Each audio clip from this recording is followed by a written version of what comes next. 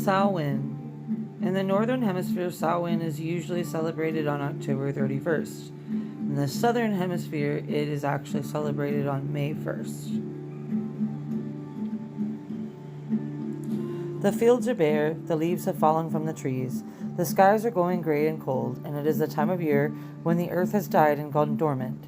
Every year on October 31st, or May 1st if you're in the Southern Hemisphere, the Sabbath that we call Samhain presents us with the opportunity to once more celebrate the cycle of death and rebirth. Samhain is one of our 4 greater Sabbats, the highest holy day of witches. It is a cross-quarter day situated between autumn equinox and winter solstice. Samhain is a major festival with several different aspects. It is the New Year's Eve for witches, as well as our 3rd and final harvest festival. Samhain inaugurates winter and is the final chance to dry your herbs for storage, and a night when fairies supposedly are afoot working their mischief. It is also known sometimes as the Day of the Dead for many different cultures, and it is a night when we remember our loved ones and honor our ancestors. I'd like to note that Dia de los Muertos and All Saints' Days are also sometimes referred to as the Day of the Dead in their cultures, but they are usually celebrated on November 1st, and they are actually different from both Halloween and Samhain. We also celebrate the reincarnation and note the absence of the sun god, who will be reborn in the winter solstice as the child of promise. Astrologically, Samhain marks the rising of the Pleiades. Samhain is a time of reflection, rest, transformation, death, and spirit communication. The veil is its thinnest during this time, as it is at Beltane.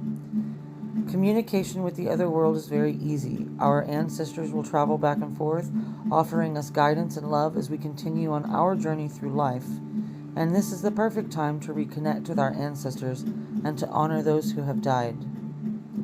Its themes are death, rebirth, divinations, honoring ancestors, introspection, benign mischief, and revelry. So I'm not going to read all of its correspondences out to you, but you can always pause it and read it back to yourselves. But I will go over some of the main ones. Its symbols are usually apples, autumn flowers, acorns, bats, cats, bones, corn, crows, pumpkins, pomegranates.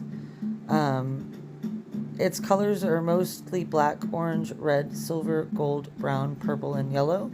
I personally use a lot of black, orange, gold, and purple. There's a lot of different incenses that you can use. Both incenses and teas are usually used to aid in divinations, astral projection, ancestral magic. It says here, wormwood to get the sight, to see the spirits of the returning dead.